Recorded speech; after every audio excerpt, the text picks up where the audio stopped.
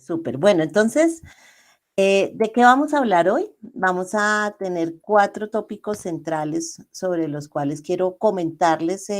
lo que ha sido el relacionamiento desde el rol profesional.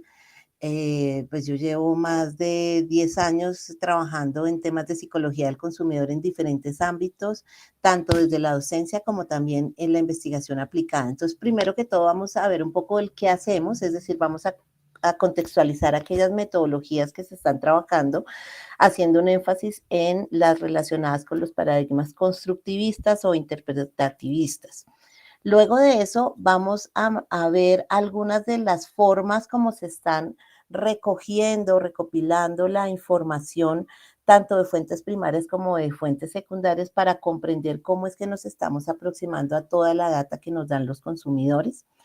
Vamos a mirar qué pasa con esa data, es decir, cómo vamos a aprovechar esa información, y dentro de eso hablaremos particularmente del trabajo con el análisis cualitativo asistido por computadores o CADCAS, y en eso pues vamos a ver que hay diferentes tipos de aplicaciones para ello, pero finalmente como que el punto central va a ser la manera como nosotros podemos prepararnos para hacer un análisis sistemático y riguroso de la información. Y por último, vamos a hablar de algunos casos de la vida real, en donde podamos comprender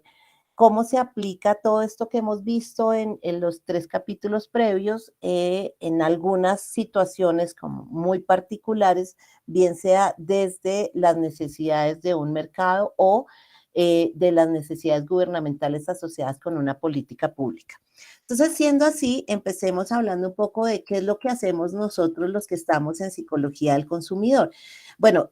quiero comentarles porque veo que hay algunas personas que tal vez por el nombre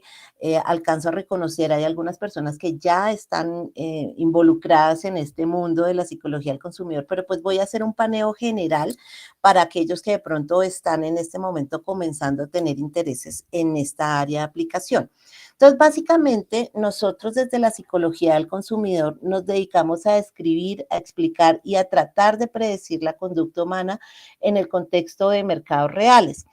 Y cuando hablamos de mercados, entonces es importante extender un poco la mirada, ya que el tema del mercado no solamente está relacionado con intercambio de productos, sino también está relacionado con intercambio de bienes, de servicios o inclusive de ideas entre diferentes actores. Y en ese sentido, entonces, debemos comprender que cuando estamos hablando de psicología del consumidor, no solamente estamos, en este caso, interesados o focalizados en procesos de consumo que tengan transacciones económicas, sino que podemos ir un poco más allá de eso. ¿Por qué? Porque, por ejemplo, cuando estamos hablando del intercambio de ideas, pues allí no hay una transacción mediada por un recurso económico, sino que estamos hablando de personas que, por ejemplo, le apuestan a una propuesta política. Y en ese sentido, la psicología del consumidor también tiene un campo interesante de intervención, análisis y entrega de información relevante para dichos actores. ¿En qué nos basamos? Pues nosotros tenemos campos teóricos de la psicología, por así decirlo, básica, es decir, de los procesos psicológicos básicos, pero también nos alimentamos de otro tipo de ciencias que estudian el comportamiento humano. Es decir, nosotros estamos haciendo procesos en donde relacionamos también teorías desde la sociología, desde la antropología, desde la economía, desde la estadística y desde cualquier tipo de estudio o área de conocimiento que pretenda comprender el comportamiento humano. Y eso asimismo implica que la mirada tiene que ser una mirada integrativa, es decir, es una mirada donde se requieren caminos metodológicos diferentes, diversos, complementarios, que ayuden a tener una visión holística del consumidor, porque finalmente con todo esto lo que quiero pues que tengamos claro es que somos personas que estamos comprendiendo personas, es decir, que en el relacionamiento que nosotros tenemos en la parte aplicada, pues necesitamos comprender al consumidor no solamente como una persona que tiene una transacción, que hace una compra, sino que tiene un bagaje personal que lo gestiona y permite que se relacione con unas categorías de una manera mucho más significativa que otras. Entonces, por eso, debido a esta, a esta idea, pues coloqué esta imagen del botón del buy, porque pues finalmente no es que nosotros tengamos un botón con el cual digamos, sí, efectivamente con esto vamos a lograr que compre o que no compre. Realmente nosotros no somos tan predecibles como queremos creer, ¿sí? Nosotros no somos tan maximizadores como quisiéramos creernos que lo somos. Finalmente, también depende de muchas situaciones personales y contextuales, se generan diferentes tipos de reforzadores, es decir, no para todos opera los mismos tipos de refuerzo. Si nosotros vemos, por ejemplo, dentro de algunos tipos de categorías, el tema del precio, uno diría, pues es como un punto transversal,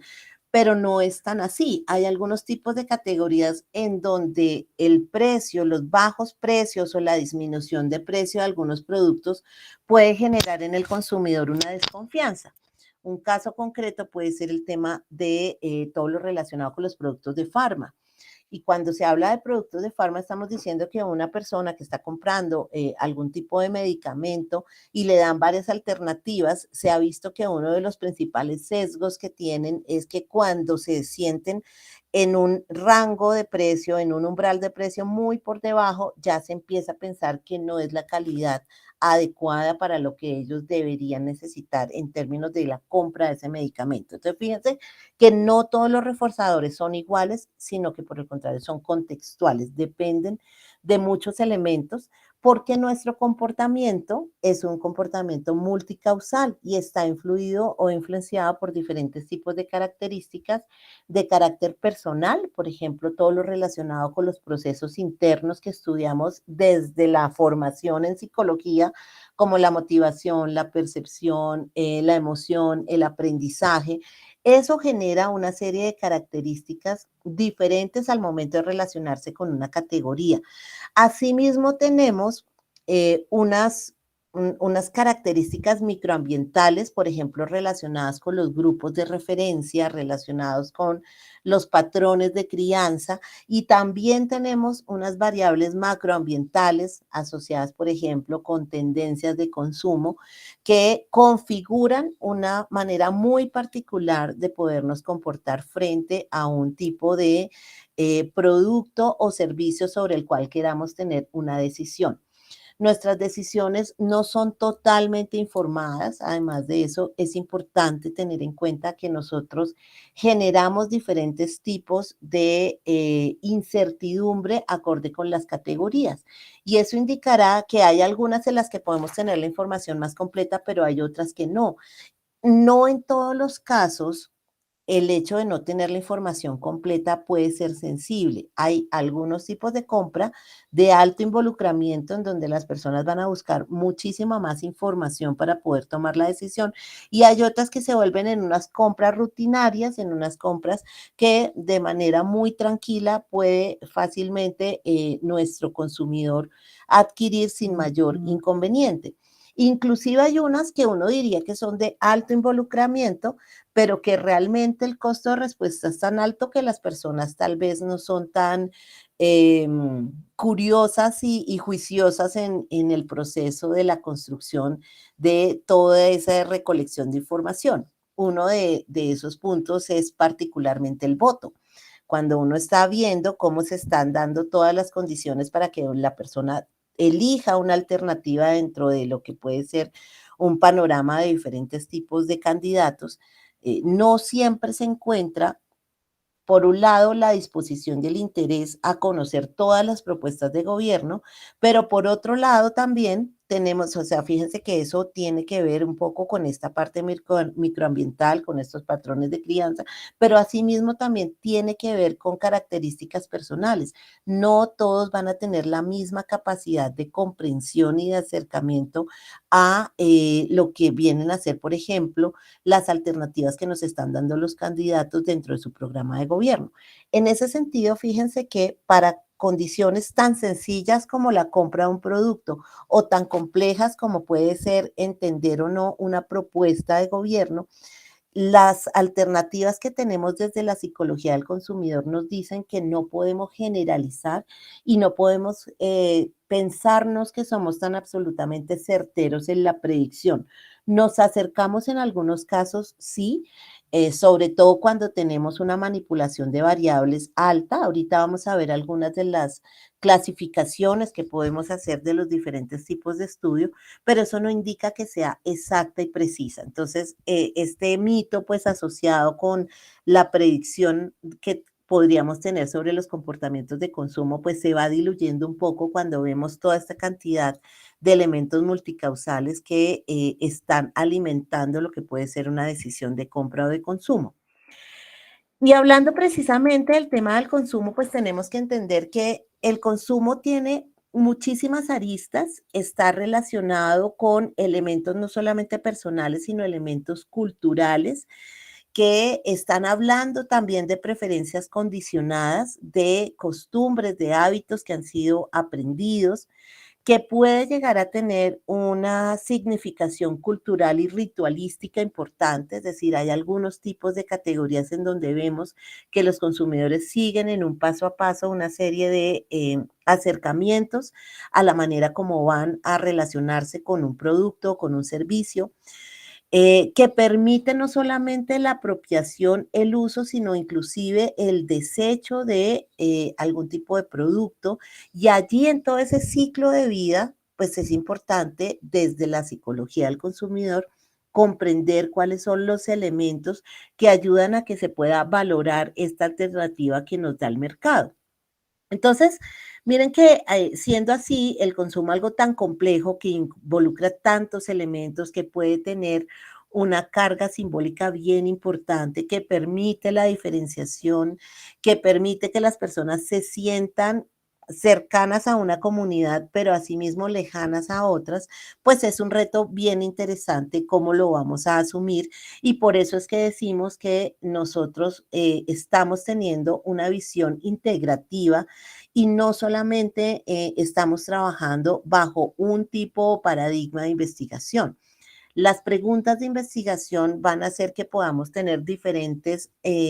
aproximaciones, diferentes maneras de poder generar un marco teórico relacional asociado con la pregunta o el problema de investigación. A nivel internacional, con la APA, con la Association Psychological, American Psychological Association, estamos dentro de la división 23 y básicamente una de las cosas que me parece importante rescatar acá de la definición que hacen en APA es que nosotros estamos buscando trabajar para el beneficio público. Y desde la psicología del consumidor, tal vez siempre ha habido un poco esa visión un poco pues castigadora relacionada con que solo servimos a intereses mercantilistas y solo buscamos incentivar el consumismo. Y en eso, pues efectivamente hay una relación con el marketing, pues que empezó desde la época que empieza como tal la psicología del consumidor, pero que se ha extendido a otro tipo de aproximaciones que ayudan a ver cómo nuestros consumidores ya realmente ni siquiera están buscando comprar un producto, sino que están intentando adherirse a causas que están trabajando las marcas. Entonces, en ese sentido, el concepto básico de un proceso de intercambio donde se busca que las personas generen una gran cantidad de gastos, pues se ha venido mutando y ha venido viéndose un consumidor cada vez más consciente, cada vez más involucrado. De por sí las tendencias de consumo nos están mostrando hoy en día que somos bastante críticos en este proceso y queremos hacer parte del cambio en términos de las políticas, por ejemplo, de responsabilidad social,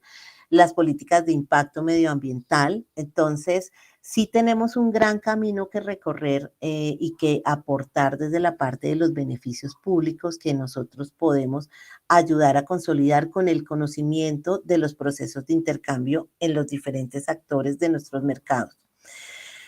Desde el Colegio Colombiano de Psicólogos, también pues revisando el área pues que involucra y que asocia a la aplicación de la psicología del consumidor, se formulan preguntas como las que ustedes ven aquí. Por ejemplo, ¿cuáles son los desencadenantes psicológicos de los comportamientos de elección, de compra y de consumo? O sea, ¿por qué las personas están generando procesos de elección, de compra y o consumo?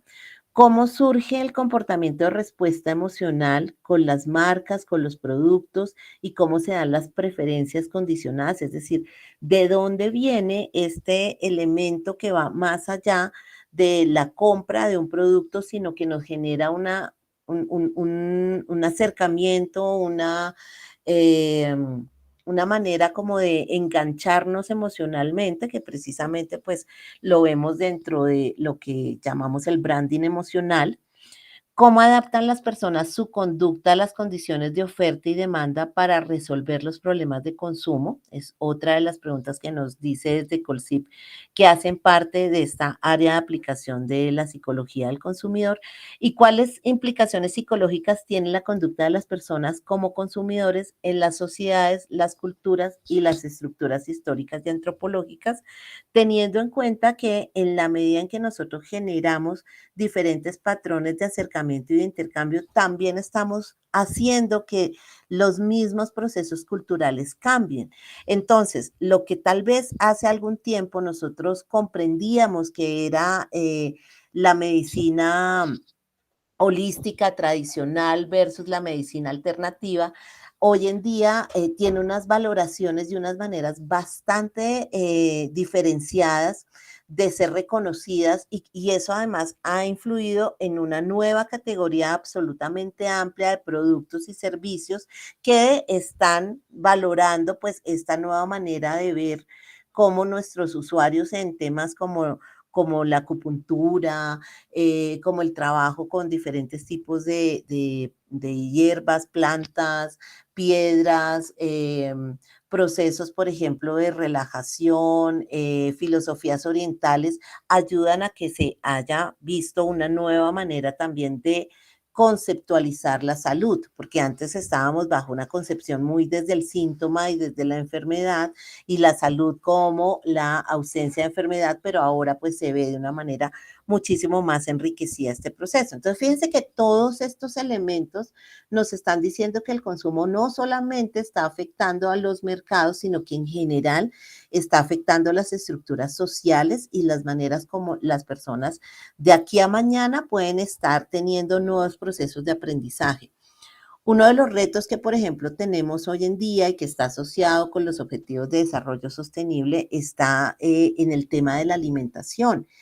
Y vemos que una de las grandes barreras para que las personas puedan, por ejemplo, tener una apertura hacia el consumo de diferentes tipos de insectos, pues están las preferencias condicionadas que se han venido gestando y que no nos permiten tener una manera mucho más tranquila de poder decir que vamos a tener esa ingesta de este tipo de alimentos, pero que son una respuesta a nivel de la cantidad de proteínas que nos pueden proveer, bastante interesante y relevante, y que pueden ayudar a quitar las brechas de inequidad. En ese sentido, vamos a ver que nosotros tenemos diferentes tipos de investigaciones. Hay investigaciones, digamos que desde la concepción amplia, general, que todos conocemos, investigaciones cuantitativas, más con un paradigma positivista. Dentro de esas investigaciones cuantitativas tenemos investigaciones de carácter correlacional, tenemos investigaciones de carácter predictivo, hacemos metodologías que tienen métodos de carácter experimental. En la parte cualitativa tenemos aproximaciones que van desde la parte clásica, como métodos hermenéuticos, como métodos fenomenológicos, en donde se rescata la parte de la experiencia, hasta involucramientos por parte de los observadores, de las personas que están haciendo las investigaciones en los contextos naturales, más con un corte de carácter etnográfico. También hay investigaciones de carácter mixto, porque por supuesto hay preguntas que quieren tener esa mirada mucho más completa y holística, pero no indica que todas las investigaciones que realicemos las hagamos bajo esa coyuntura de trabajar lo cuanto y lo cual, y porque dependerá, por supuesto, mucho de la pregunta de investigación. Pero bueno, digamos que esta primera estructura general que estamos viendo allí puede disgregarse y puede tener otro tipo de clasificaciones de acuerdo a diferentes tipos de criterios, ¿sí? Por ejemplo,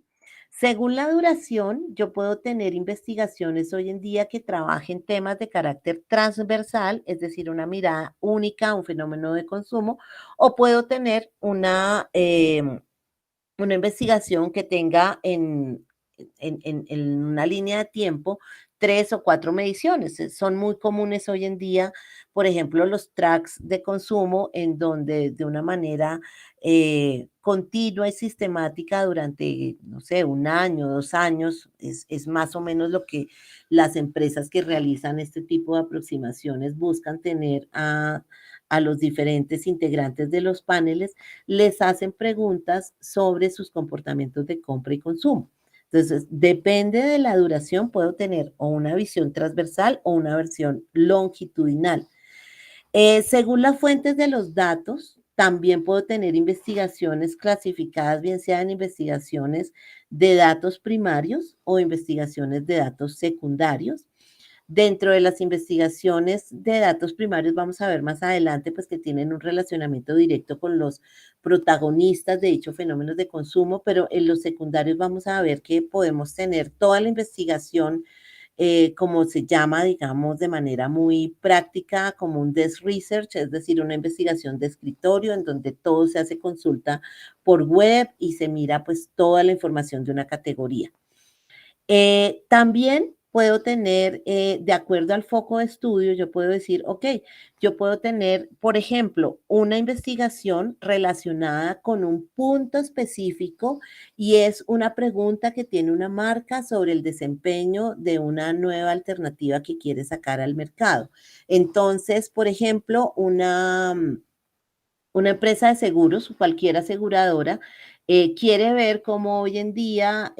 puede tener mercado el tema de los seguros de mascotas, que bueno, ya se tiene la verdad, pues un conocimiento importante porque se ha venido gestando desde hace tiempo, pero digamos que esa es una pregunta particular asociada con un producto. Ahora bien, si lo que quisiéramos es tener una visión de cuáles son los elementos que ayudan y que permiten que las personas valoren o no los seguros en general y cómo puedo tener barreras y cómo puedo tener drivers que ayuden para que las personas puedan acercarse a la categoría. Ese foco de estudio, fíjense que ya no estaría concentrado particularmente en el producto de las mascotas, sino en todo el esquema, en todo el contexto relacionado con el proceso de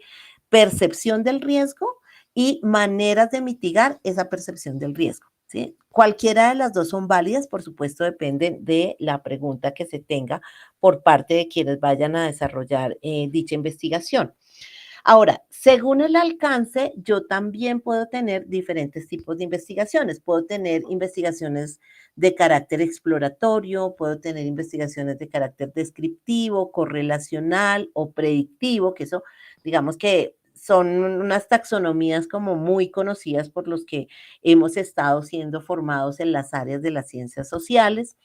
Según el grado de involucramiento, yo también puedo tener investigaciones, por ejemplo, en donde nuestros investigadores estén ocultos, completamente ocultos, no se revele su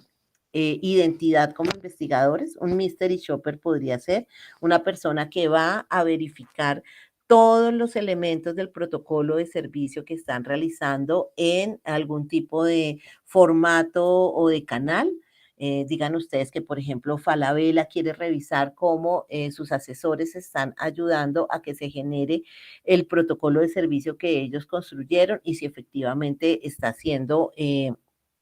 en este caso, operado de esta manera o si hay algunos tipos de falencias y cómo se pueden mejorar. Ese es un grado de involucramiento en donde estamos completamente incógnitos, pero también puedo tener otros en donde el observador o el investigador sea parte de la experiencia como tal. Puedo tener observaciones de carácter participante, puedo desde el proceso mismo de ser una persona que construye una realidad social, ayudar a comprender cómo se están dando, por ejemplo, los significados relacionados con una categoría y hacer parte de un grupo natural. ¿Por qué? Pues porque finalmente todos somos consumidores y todos estamos fungiendo con ese rol permanentemente de tomar decisiones. Desde que salimos, desde que estamos en una situación social, estamos bombardeados por una gran cantidad de información, estamos necesitando buscar cómo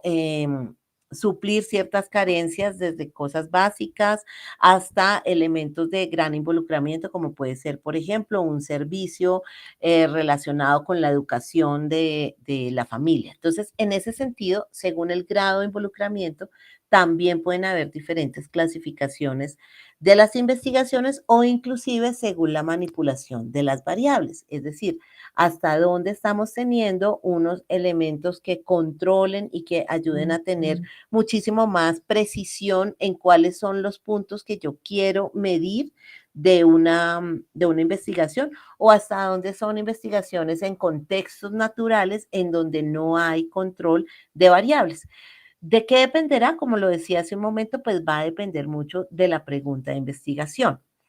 Pero bueno, ¿cómo nos aproximamos entonces a los consumidores? Es decir, ¿cuál es el método por medio del cual nosotros estamos buscando tener esa información? Fíjense que ya vimos algo de las metodologías. Vemos que nuestro foco de estudio es el comportamiento del consumidor, pero para poder tener esto, nuestro método científico para ello es la investigación de mercados.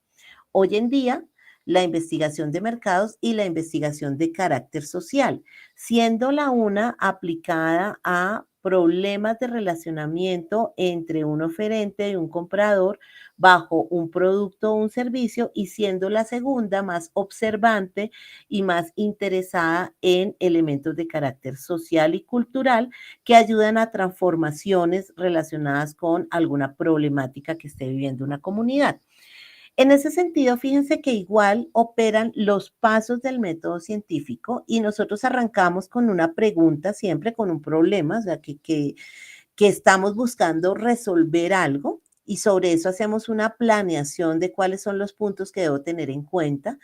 Se hace un diseño de investigación que yo aquí lo traté como de representar como si fuera una fórmula perfecta, una receta ideal en donde uno busca tratar de tener en cuenta todos los elementos que atañen a dicho problema, es decir, tener en cuenta quiénes van a ser las personas que van a participar, cuáles son las técnicas más importantes o relevantes para poder atender a esta población que va a ser parte de la investigación, cuántas son las unidades que requiero para poder tener un punto relevante desde lo cuantitativo asociado con la representatividad o desde lo cualitativo asociado con la saturación, cómo va a ser el diseño de los instrumentos, cómo va a ser la recolección y posterior análisis de la información. Entonces, fíjense que todo eso lo genero en el diseño de la investigación.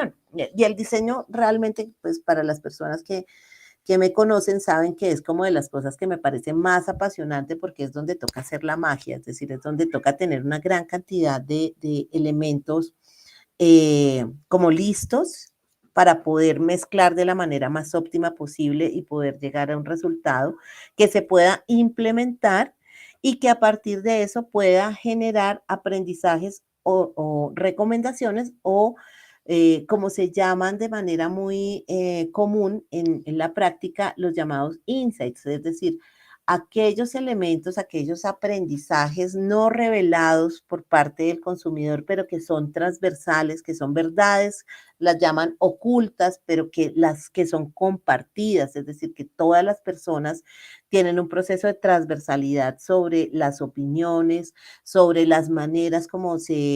se sienten en relación a una experiencia de compra o de uso. Y todo esto, pues fíjese que tiene una manera de irse desarrollando. Tal vez ustedes lo ven acá un poco secuencial, en la parte cuantitativa se lleva a cabo así, en la parte cualitativa nosotros en estos puntos 2 y 3 podemos devolvernos. Por eso es que desde lo cualitativo nosotros estamos siendo representados con una espiral en donde podemos ir y volver, porque podemos tener la capacidad por el paradigma constructivista de entender que es la realidad la que nos muestra las características propias del fenómeno que estamos estudiando. Y si no tuvimos en cuenta algo, pues lo que tenemos que hacer es devolvernos al diseño, mejorar los instrumentos y volver a salir a trabajo de campo para poder tener la información más cercana a lo que estamos viendo en nuestra realidad, no en las categorías de análisis previo que teníamos nosotros asignados. Ahora bien, dentro de la alternativa de dónde vamos a recolectar la información, nosotros tenemos tanto datos primarios como datos secundarios. Los datos primarios están asociados con toda la información que nos pueden dar las personas que están relacionadas, es decir, es la fuente directa de mi investigación, las personas que participan de alguna manera en el proceso de consumo, bien sea porque son protagonistas, es decir, ellas hacen parte de esta práctica de uso, hacen parte de esta práctica de consumo, o son personas que tienen un rol importante, son influenciadores claves y entonces puede que no sean los que estén usando o los que estén apropiándose de un producto, pero sí son personas que fungen, por ejemplo, como decisores en el proceso de compra, es decir, son las personas que tienen el recurso económico para ello. El caso típico, por ejemplo, puede ser el de la educación. Quien está usando los servicios educativos en una institución de educación superior, pues es el joven, pero quien, por lo menos en pregrado, quien está dando el recurso económico, en muchos casos son los papás. A veces sucede que es la misma persona que es el usuario y también es el decisor, ¿sí? Eso pasa en muchas categorías, pero puede suceder que se diferencien estos roles. Entonces, todos los datos primarios nosotros los podemos recoger por diferentes tipos de técnicas. Acá estas técnicas son como las técnicas reina, las que siempre hemos escuchado, las que siempre hemos conocido, que se trabajan desde otras aproximaciones de la psicología. De por sí las entrevistas nosotros las heredamos de la psicología clínica. Las sesiones de grupo las heredamos desde la parte de la sociología y las observaciones las heredamos desde el método etnográfico que está con el paradigma antropológico. Pero pues aquí se hace una fusión hacia temas concretos de uso, consumo, trabajo con procesos de intercambio. Y si bien estas son como las principales, hoy en día nosotros si vamos a ver en la red, van a haber muchos nombres como vamos a encontrar este tipo de aproximaciones. Entonces, de pronto, pues ya las sesiones de grupo no se llaman sesiones de grupo, sino que se llaman workshops, las observaciones con un contexto natural, ya no se llaman así, sino se llaman etnografías. Yo realmente no utilizo esa denominación, pues porque la etnografía tal es otro camino metodológico independiente, que hacemos observaciones de corte etnográfico, sí, porque estamos en un contexto natural, pero no indica que hagamos como tal observaciones. Pero si ustedes ven en el mercado van a encontrar además unos nombres con muchísimos tipos de anglicismos y pues en ese sentido uno ve que a la final en el procedimiento de cómo lo van a hacer, pues es una guía de entrevista o es una guía de sesión o es un protocolo de observación en el hogar o es un protocolo de observación en el lugar de trabajo. Pero entonces, teniendo en cuenta eso, los datos primarios pues se recolectan siempre desde la investigación vamos a tener una mirada donde tengamos previamente un diseño. Nosotros no vamos a ir a hacer de manera completamente, digamos, como espontánea la indagación, sino que ya tenemos unas categorías prelistas. Si esto lo estuviéramos trabajando no desde la visión constructivista, sino tal vez desde la visión positivista, diríamos que acá una alternativa, un formato para recolectar la información serían las encuestas. Podríamos tener también unas maneras de poder diseñar instrumentos para medir las respuestas fisiológicas de los consumidores ante cierto tipo de expectativas. Aquí está mi gato hablando de una manera pues bastante amplia, entonces por ahí, perdón si lo escuchan en el fondo. Otro de los puntos que también tenemos como maneras de recolectar la información son los datos secundarios. Entonces, fíjense que en los datos secundarios ya no tenemos este nivel de relacionamiento con los protagonistas, sino que vamos a buscar datos secundarios que puedan estar de acceso público, bien sea en fuentes externas a la organización que está realizando la investigación, o también puede ser interesante tener información de carácter interno. Entonces, por ejemplo, en las fuentes externas, todo lo relacionado con los análisis del entorno, es decir, los indicadores macroeconómicos, datos de parte de agremiaciones, datos de carácter sociopolítico son importantes. Datos públicos o privados que se hagan, por ejemplo, en estudios tipo sindicados. Cuando hay un estudio sindicado significa, o digamos que se conoce en la industria de la investigación de mercados, como una aproximación en donde varios tipos de empresas o firmas han pagado para poder tener un exploratorio de una categoría. Entonces, digan ustedes que, por ejemplo, dentro del sector farma, se reúnen varios tipos de laboratorio y dicen, mire, queremos entender hoy en día cómo es el comportamiento de las personas que se autoformulan y cuál es la representación que tienen asociada con las droguerías, por ejemplo. Entonces, ahí no estamos hablando particularmente de un producto de uno de los laboratorios, Abbott, bueno, qué sé yo, sino que lo que estamos buscando es mirar datos públicos generales de una categoría. También, por ejemplo, podemos tener índices de satisfacción que nos muestre el mercado y todo lo que encontremos en Internet. Una de las salidas típicas que encontramos de estos datos secundarios de fuentes externas son los modelos PESTEL, en donde se trabaja a través de una consulta que se hace en todo lo que viene a ser acceso público. Se hace una revisión de los elementos políticos, económicos, sociales, tecnológicos, ambientales y legales de una categoría. Entonces, eso ayuda a proyectar muy bien cuál pueden ser los elementos que desde la oferta, porque pues esto está más asociado con el tema de la oferta, cuáles elementos desde la oferta pueden ayudar a que la categoría se movilice. ¿Qué está pasando, por ejemplo, en el tema legal? Si hay algún tipo de requisición que nos esté diciendo, eso puede ser un elemento importante para crecer una categoría. Ahora, en la parte de datos internos, es decir, cuando estamos hablando de una empresa que quiere hacer una investigación y que tiene una cantidad de información previa, pues eso es también un punto relevante sobre el cual podemos nosotros hacer análisis, donde se puede ver estudios de mercados anteriores, es decir, elementos que ya ellos hayan investigado previamente, temas relacionados con todo lo que son los indicadores de ventas, temas asociados con la atención, el servicio, los datos que se tienen en el CRM, estadísticas de los bases de datos de los clientes, de los indicadores de gestión. Y pues uno de los ejemplos que hoy en día se está trabajando bastante, que todas las empresas de carácter público y privado están buscando tener, es el NPS, el Net Promoter Score, y es ver dentro de una escala qué tanto una persona puede llegar a ser detractora o promotora de la marca con la que está interactuando. Es una escala muy sencilla, con una calificación. Algunas empresas lo hacen de 0 a 10, otros lo hacen de 1 a 10 y colocan unos puntos en donde dicen, bueno,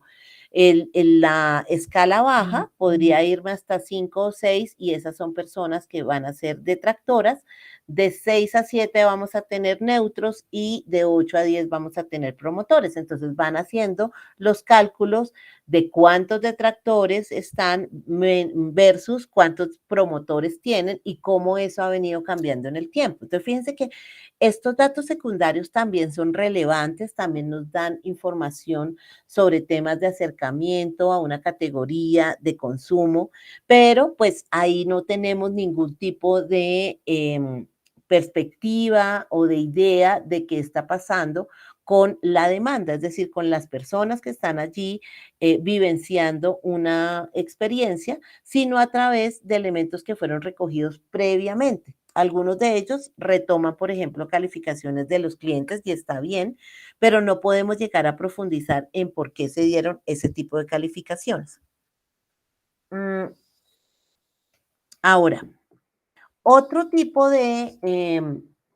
reportes que considero importantes para que ustedes puedan tener una visión de en dónde puedo tener información sobre temas de consumo hoy en día. Euromonitor saca cada año las 10 tendencias globales de consumo. Esa es una información gratis, es una información que cualquier persona puede acceder. De igual manera, también el DANE a partir del 2020 ha venido sacando la encuesta de pulso social que trabaja diferentes tipos de percepciones y expectativas de la sociedad. Dentro de eso hay temas asociados con el índice de confianza, con la satisfacción que tienen sobre la calidad de vida de las personas y eso, por supuesto, son variables interesantes a tener en cuenta dentro de los procesos de consumo. Y el Ministerio de Comercio, Industria y Turismo también saca un indicador de seguimiento a la economía. Ese es otro punto relevante. Seguro hay muchísimos más, ¿sí? De manera también privada. Si ustedes se van a ver, hay muchos tipos de reportes que sacan grandes multinacionales, agencias multinacionales, como por ejemplo Kantar, otras nacionales como por ejemplo Radar, y van haciendo un proceso en donde van diciendo, mire, mes a mes ha venido pasando esto con el comportamiento de los consumidores. Entonces, información también hay muchísima hoy en día para poder entender los diferentes elementos que van conceptualizando los cambios de los consumidores en el acercamiento a las marcas. ¿En qué estamos en este momento en términos de cómo estamos recolectando la información más allá de lo que ya dijimos? Es decir, más allá de la recolección de datos primarios con las técnicas reina, pues con las entrevistas, con los grupos focales, con las observaciones o la recolección de datos secundarios. Estamos teniendo toma de respuestas fisiológicas outdoor, entonces se está buscando tener un mapeo de respuestas fisiológicas, como por ejemplo lo que se está desarrollando ya hace bastante tiempo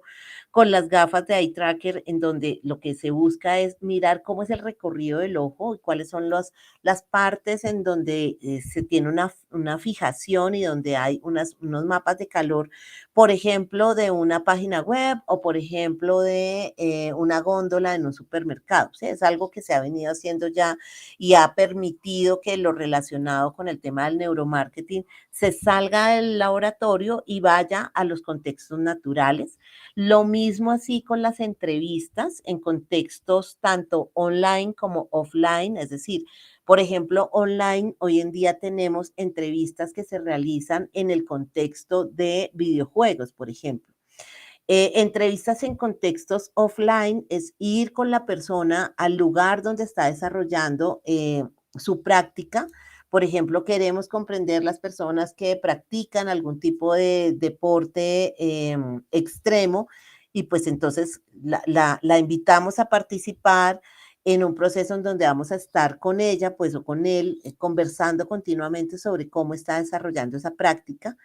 o inclusive le damos a la persona el rol completo como investigador, le decimos que pues que va a ser la persona que va a recoger la información, que va a tomar registros y en eso, por ejemplo, se está utilizando muchísimo los diarios digitales para que las personas hagan día a día y de una manera muchísimo más rápida los reportes de lo que está sucediendo en una situación de consumo que consideremos para nosotros relevante. Y es entonces allí nuestro protagonista el que hace la captura de la información a través de fotos, a través de audios, a través de retos que les vamos poniendo día a día y pues ayuda mucho saber que este concepto de la comunidad virtual y de tener todos una meta común que es, por ejemplo, ayudar a comprender sus estilos de vida, pues genera bastante, en este caso, cercanía y gusto por estar en este tipo de aproximaciones. Y por supuesto, pues también todo lo asociado con las huellas digitales, es decir, todo lo que las personas están hoy en día dejando de huella y de track en cada una de sus redes, en cada uno de sus aproximaciones, por ejemplo, en compras. Entonces, ya ustedes saben que cada vez estamos teniendo a través de toda la gestión de nuestros diferentes formatos, como por ejemplo el canal del supermercado, pues ya tenemos una gran cantidad de data de cada cuánto compra la persona, qué categorías compra, cuál es el ticket promedio, pero también si nos vamos a sus redes, pues sabemos todos que tenemos unas cookies que nos van dejando información y sobre eso pues también se está gestionando una gran cantidad de conocimiento. Las personas hoy en día entregan información de una manera orgánica. Si ustedes quieren ir a ver, pues, cuáles son las reacciones que tiene personas, pues, activas en redes asociadas, por ejemplo, con una noticia, pues, pueden ir a los comentarios que salen de la página de el medio de comunicación, o si ustedes quieren conocer de una manera completamente, informal cómo se está desarrollando, por ejemplo, el apoyo o no en un partido de fútbol, pues ustedes ahí en un YouTube Live pueden ir viendo pues qué está sucediendo. Entonces hay muchísimas huellas digitales que nos están dando información y que van más allá de los elementos que tradicionalmente hacíamos. Entonces, la entrevista a profundidad con todo el tema pues del formato y demás, pues hoy está cambiando a cosas diferentes y eso indica también que desde las aplicaciones de la psicología del consumidor estamos necesitando cada vez más creatividad y por eso pues traigo aquí unas imágenes de algunos de las aproximaciones recientes que se están haciendo. El scene making como un método en donde se busca tener muchas maneras de hacer construcción completamente no estructurada, bien sea de grafitis, bien sea de eh, tirillas de un cómic, collage, en fin, que nos pueden complementar en entrevistas, en grupos focales, en diferentes tipos de grupos de interacción, pero que ayudan a darle una voz diferente al consumidor porque no todos tenemos además el mismo recurso verbal para hablar sobre una categoría. Entonces, manejar esto a través de estos recursos gráficos pues está ayudando mucho. O también, como ustedes ven aquí abajo, el tema de trabajar análisis de los videos de TikTok, viendo que ya no es un video, sino básicamente son elementos transversales que nos hablan de las opiniones o de los afectos y que está pues buscando integrar temas del análisis visual, de los métodos atmosféricos, en donde se dice que esa atmósfera o ese ambiente que se crea en una comunidad virtual también es un elemento clave para ser conceptualizado y que nos dice entonces que ya los métodos no solamente van sobre el comportamiento de las personas en su diario vivir de manera, digamos, personal, sino a través de todo lo que representan, de todos los GIFs, de todos los memes, de todos los elementos que la cultura de hoy nos está dando como parte de esta construcción de nuevos significados. Entonces, finalmente, desde las aproximaciones de la psicología del consumidor se está requiriendo tener cada vez una visión más integrada de todo lo que están dejando nuestros consumidores y usuarios como información e implica tener un punto de creatividad importante. Esto fue un artículo que precisamente me encontré haciendo la búsqueda para la información de nuestra charla de hoy, que me pareció muy, muy relevante traer para hablar de cómo tenemos que rescatar los elementos que nos está dando hoy en día el relacionamiento online, ¿sí? Y esto es publicado por AMA, por la Asociación Internacional de Marketing y nos está hablando del impacto de todo lo que pudiéramos llamar palabras groseras, soeces, blasfemias, en fin, en la revisión de estudios online, ¿no? Y entonces uno dice, interesante que esto que hace parte ya de nuestros nuevos corpus del discurso, pues se esté también revisando, se esté también analizando, se esté viendo qué impacto tiene sobre las revisiones que se hacen de textos online. Y fíjense que es absolutamente reciente, entonces pues igual espero que puedan ustedes luego revisar con calma la presentación y puedan tener acceso a esto para que lo puedan profundizar y comprender entonces que las aplicaciones de la psicología del consumidor están dadas en un espectro sumamente amplio porque finalmente cualquier tipo de proceso de intercambio es susceptible de ser analizado y es susceptible de tener maneras de ser visualizado desde nuestro campo de acción. Ahora, cuando ya estamos en el tema de tener la información, entonces uno dice, bueno, ¿qué vamos a hacer con esta información? O sea, ¿cómo la vamos a aprovechar? Y una de las cosas que siempre sucede es que en la investigación se genera mucha información, ¿sí? Algo así como esto, ¿no? Una gran cantidad de data. Si estamos desde la parte cualitativa, pues es incluso mucho más sensible este tema porque pues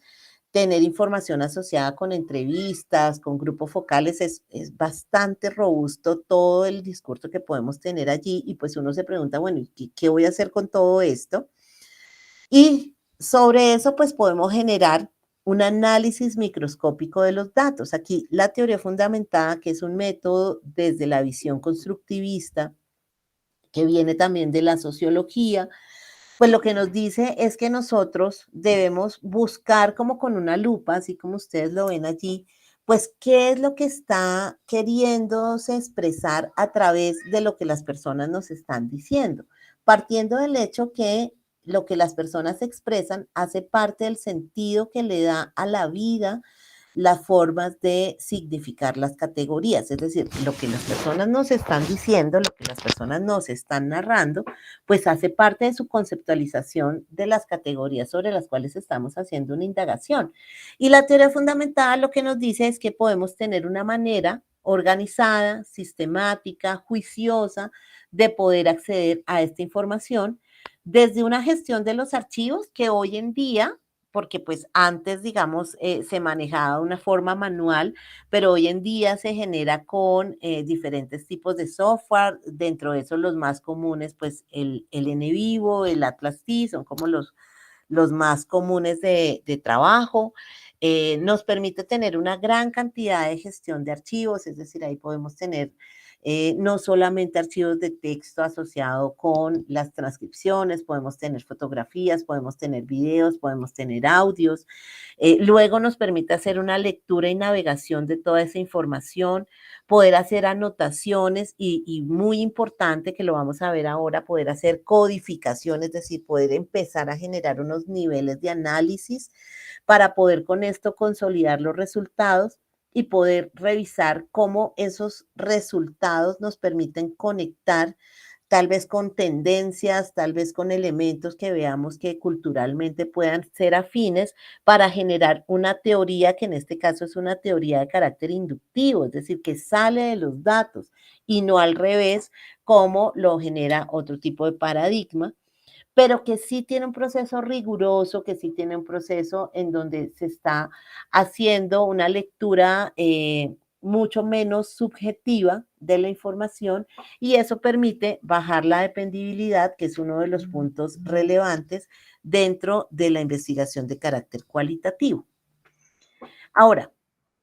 entonces decíamos que en el punto anterior, uno de los elementos claves cuando yo ya hago la lectura es empezar a hacer una codificación. ¿Qué significa codificar la información que he recogido de una investigación? Significa que yo empiezo a hacer una lectura y empiezo a rotular o asignar valores o denominaciones a los datos que se están trabajando para que con eso se pueda conceptualizar y generar una teoría. Creo que eso es un poco difícil, pues digamos que no es un objetivo como tal, pues que hoy tengamos que tener claro cómo es todo el proceso de la codificación, pero sí quise traerles un par de ejemplos asociados con cómo se desarrolla el proceso de la codificación y a dónde lo lleva uno el proceso de la codificación. Entonces, básicamente, me voy a devolver aquí, cuando uno hace la lectura y la navegación, lo que uno está desarrollando es una revisión nuevamente de todos los verbatims que me han dicho mis participantes o protagonistas de la investigación, y a partir de eso yo empiezo a generar unos niveles de rótulos o de valores que se van a transformar en unos listados para que yo, con el paso de la revisión de toda la información, no tenga que devolverme, o cualquier otra persona que vaya a estar viendo los resultados de la investigación, no tenga que devolverse a mirar todas las entrevistas, sino que pueda, por ejemplo, tener una mirada muy general de qué fue lo que pasó, por ejemplo, con algo como lo que llamamos una red lingüística, en donde se muestra cuáles son los códigos o las categorías que tuvieron mayor protagonismo en este caso el discurso de los participantes, cuáles se relacionan con cuáles, y entonces empezar a comprender ese fenómeno de consumo. Entonces, mírenlo, por ejemplo, acá. Esta es una tesis del programa de la maestría en psicología del consumidor de la Conrad Lorenz, en donde yo estoy como docente, y realizamos un estudio asociado con las representaciones sociales asociadas a las plataformas streaming del género world beat, un tipo de música en particular, en usuarios y actores de música independiente de la ciudad de Bogotá. Este tema del consumo cultural y de las industrias culturales no es algo que tenga muchos estudios locales, y por eso nos parecía importante poder darle a los actores de música independiente un poco de esta información de qué es lo que está sucediendo con las maneras de monetizar a través de las plataformas streaming, y cuáles pudieran ser para ellos habilidades y elementos que pudieran mejorar para tener un mejor, en este caso, desempeño en dichas plataformas, porque veíamos que eran bastante lejano a ellas. Entonces, lo que ustedes ven acá son, de una manera gráfica muy sencilla, una forma de entender un poco el perfil de los músicos y el perfil de los actores de la industria musical, y aquellos recuadros que vienen más grandes, pues son los que tienen mayor frecuencia dentro del discurso, y los que tienen menor área, pues son los que tienen menos, en este caso, menos frecuencia en dichos participantes. Por ejemplo, fíjense que acá podemos ver, dentro del tema de la formación, cómo predominan temas de música o ingeniería de sonido versus, de una manera un poco menos frecuente, el tema de los posgrados en música,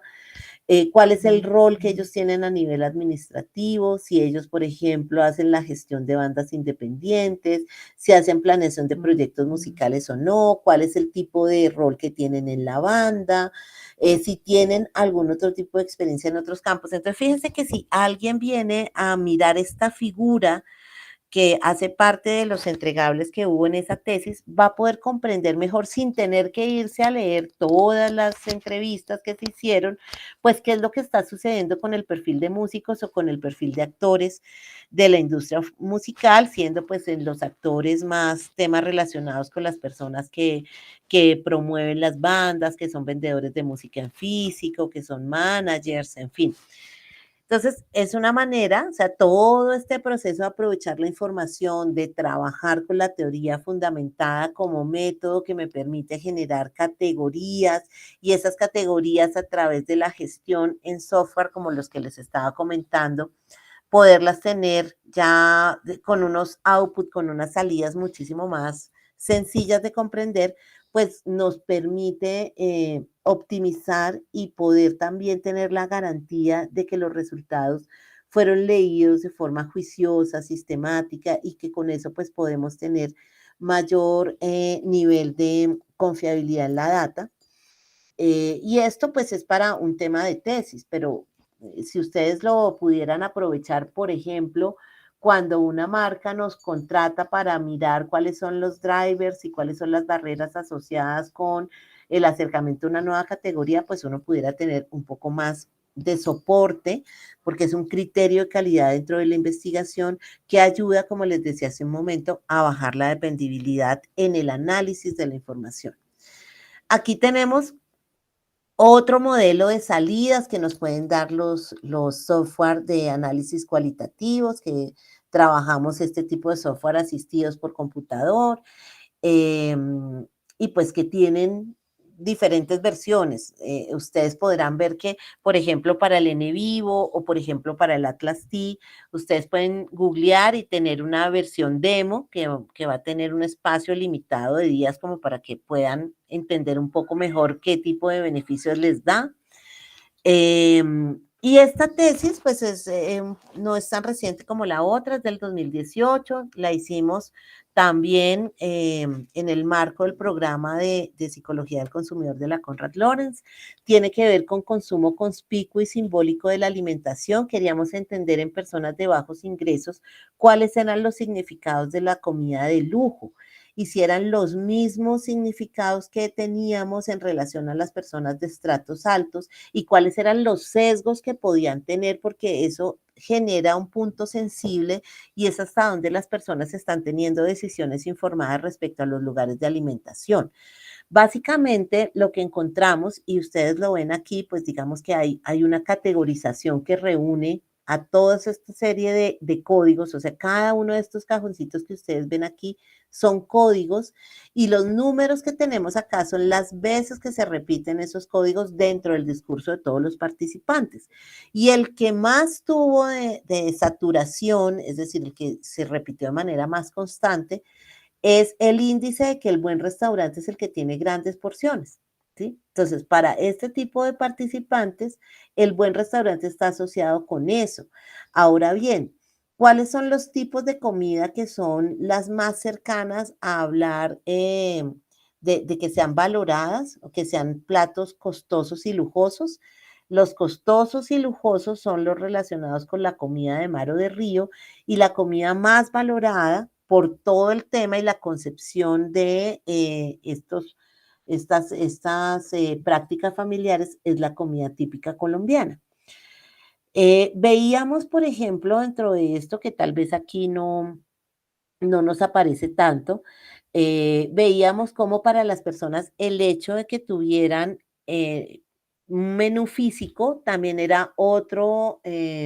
indicador de que iba a ser una comida de lujo versus aquellos lugares en donde no estuviera la comida con este tipo de alternativas, sino que simplemente mencionaran cuáles eran las ofertas del día. Pero una cosa que nos causó curiosidad y que está asociada con estudios que se han hecho en otros países es que el concepto de lo simbólico de la alimentación que tiene mayor cantidad de nutrientes para las personas que participaron en esta investigación es lo relacionado con el brillo y el brillo lo da la grasa. Entonces, desafortunadamente, lo que encontramos en ese momento, en esta aproximación, fue que las personas estaban asociando la nutrición con el brillo y el brillo lo da, como les decía hace un momento, los alimentos que tienen mayor grasa. Entonces, pareciera no tener una buena un buen patrón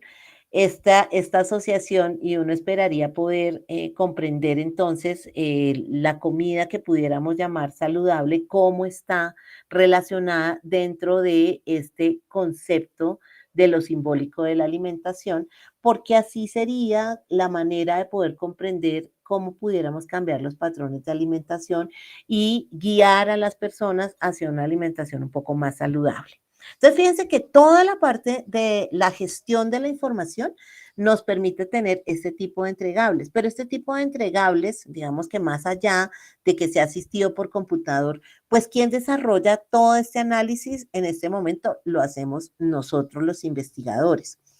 Ya tenemos algunos avances en inteligencia artificial sobre el tema de poder desarrollar algunos tipos de codificación inicial sencilla, así como unos reportes muy básicos de frecuencia. pero todavía pues faltará un poco de tiempo para que podamos tener en la inteligencia artificial pues concentrados todos los modelos teóricos que quisiéramos para poder llegar a comprender no solo las categorías que yo tenía en mi investigación de manera como categorías orientadoras, sino también las categorías que pueden llegar a ser emergentes. Entonces, en ese sentido, considero que también el camino, así como nos está diciendo en la parte de las técnicas, que es la creatividad, en la parte del análisis es poder estar cercanos a este tipo de herramientas de sistematización que lo que hacen es ayudarnos a gestionar el trabajo, pero que quien hace el trabajo finalmente es el investigador todavía. Ahora bien, bueno, hablemos de algunos casos de la vida real en términos tanto de la psicología con aplicación en temas de políticas públicas como en temas de un producto pues, común de consumo masivo. El primero de ellos tiene que ver con la Cruz Roja. Esta fue una investigación que se realizó ya hace unos 7 años aproximadamente, si no un poquito más, y tenía que ver con una situación muy particular, sí, tal vez fue muchísimo más tiempo, por lo que ya les voy a comentar. Y tuvo que ver con un reto interesante y es que querían comprender, querían desde la Cruz Roja hacer una línea de base de los patrones de cuidado que tenían las personas que estaban ubicadas en zonas vulnerables a la enfermedad del Zika. Zika se transmite a través de un mosquito y este mosquito pues tiene digamos, uno de sus principales vectores pues es poder estar y colocar sus huevos en lugares en donde hayan charcos, agua reposada y demás. Entonces, en ese sentido, se quería comprender, se quería hacer una línea de base y mirar cuáles eran los patrones de comportamiento actual de cuidado para, con base en una serie de programas de intervención y socialización sobre cuáles eran las mejores prácticas para cuidar a los grupos familiares, cómo poder gestionar como comunidad, por ejemplo, el tener espacios en donde no tuvieran este tipo de riesgos y cómo se podía ir haciendo ese cambio comportamental y hacer sobre eso unas mediciones paulatinas. Entonces, cuando fuimos a hacer la línea de base, empezamos a comprender un poco pues los estilos de vida de las personas que estaban ubicadas en diferentes regiones a nivel nacional. Se sacó sobre eso unos primeros resultados, se entregó un proceso de socialización inicial y adicional a las capacitaciones se entregaron unos mosquiteros para que las personas pues pudieran tener en su espacio unas mallas protectoras para las habitaciones, para las camas y así pues poder mitigar este impacto asociado con el Zika. Resulta que había habido allí un problema, una significación que tal vez no ayudaba a tener una percepción del riesgo tan alta, y es que las personas ya habían venido de un proceso bastante arduo de trabajo con el chikungunya. Y entonces, pues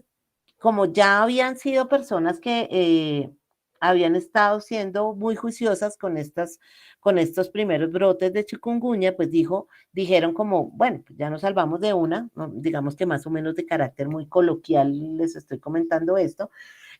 No fueron tan alertas y no fueron como tan, en este caso, sensibles a los cuidados iniciales que se querían visualizar con las campañas de socialización que estaba haciendo la Cruz Roja. Desafortunadamente, también otra cosa que pesó en contra, que no ayudó, es que en este proceso de entregar los mosquiteros, las condiciones económicas de las personas que estaban siendo atendidas pues eran precarias y se encontraban en muchísimas casas que no había la posibilidad de tener eh, con baldosa las habitaciones y mucho menos pues la zona social. Entonces, al no tener eso, se levantaba mucho polvo y lo que vieron a bien las personas que vivían allí, que fueron beneficiarios de este tipo de ayudas, fue colocar los mosquiteros como tapetes. Entonces, fíjese que allí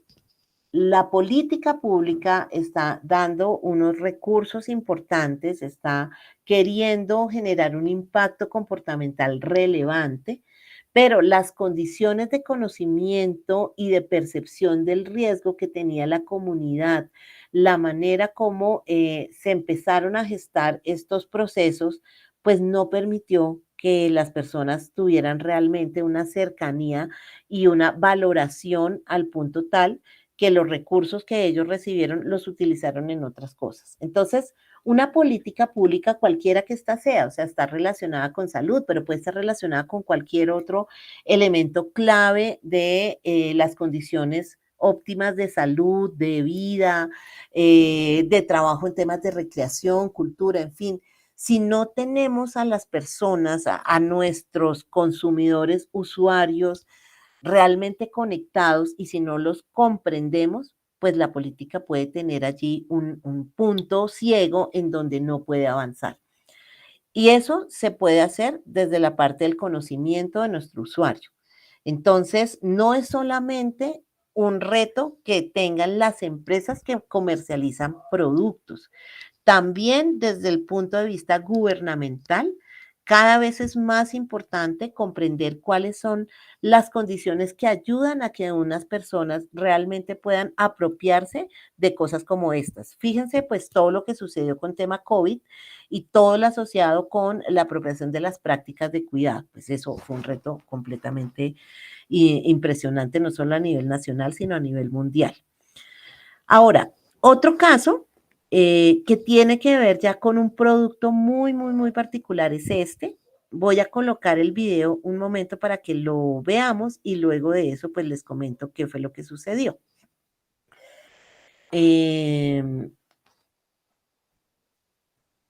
Por favor me cuentan si ahí se está viendo la pantalla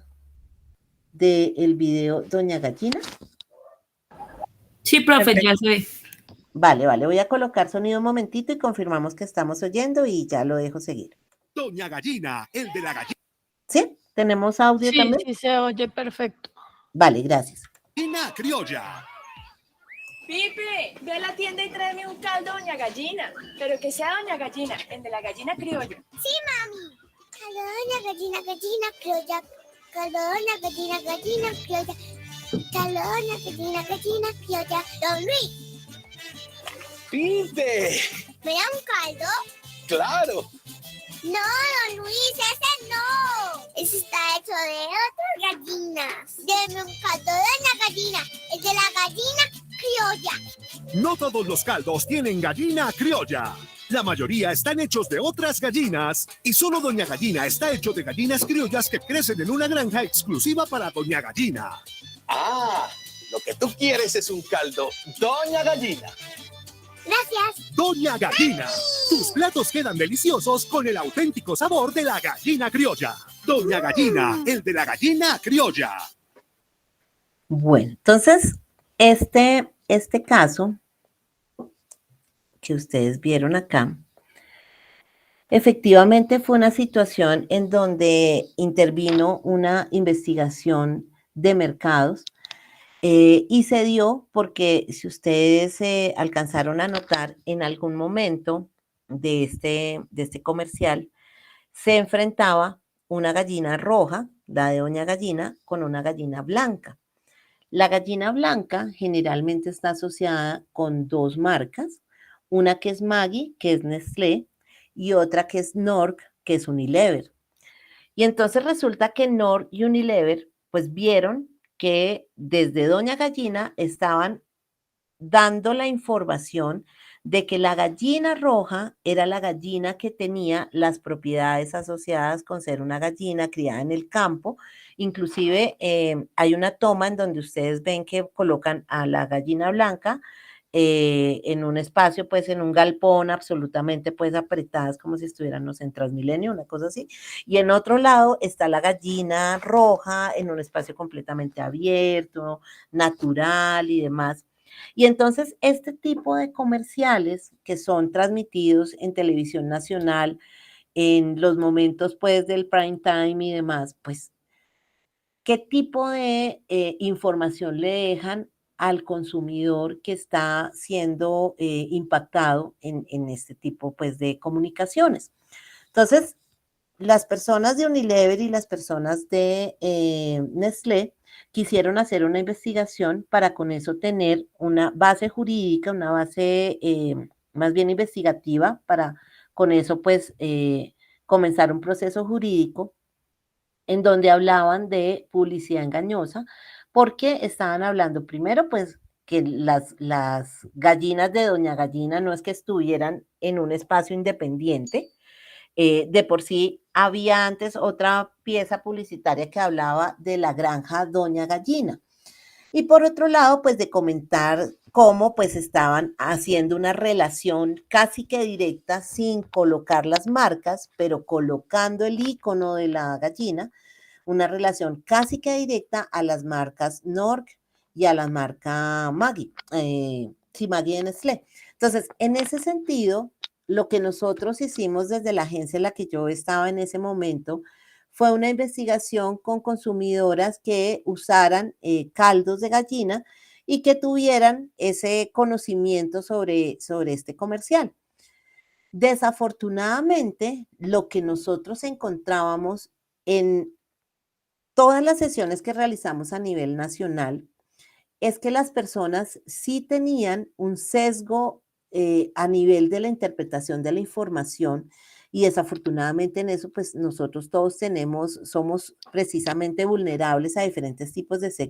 sesgos cognitivos, pero en este caso uno de los que más primaba era el hecho de ver que esta información salía en televisión, es decir, lo que sale en televisión, según las personas que estaban en ese momento participando, lo que sale en televisión es algo que es verdad, ¿sí? ¿Por qué? Porque asumen que esto ha sido ya curado, ha sido un contenido curado y que ha sido revisado y auditado y que en ese sentido pues lo que están diciendo es verdad, entonces seguramente sí hay una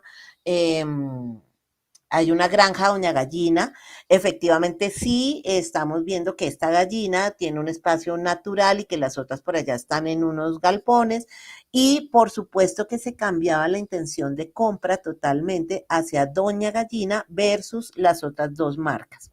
Con esa información, las dos marcas pues que estaban en pugna allí, es decir, Maggi y Nork, presentaron una demanda ante Koala de Doña Gallina por el tipo de publicidad que estaban haciendo. La demanda tuvo el sustento adecuado, pero lo que sucedió es que desafortunadamente ya había quedado esta idea de qué era lo que pasaba con la granja Doña Gallina y demás, y pues claro, ellos retiran luego el comercial, de por sí no es tan fácil conseguirlo en YouTube hoy en día,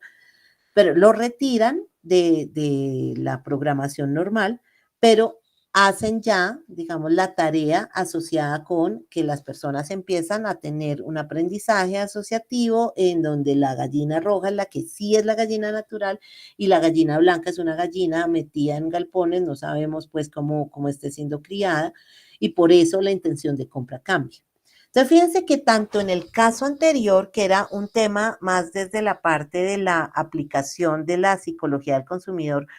a un elemento de carácter social relacionado con una política pública, como este que está más asociado con un producto, que es un tema clásico, típico, o sea, digamos como permanente de lo que es la investigación de mercados, pues nosotros como personas que estamos trabajando en esta área tenemos mucho que decir, tenemos mucho que analizar, que proponer y sobre todo, creo yo, para ir cerrando esto,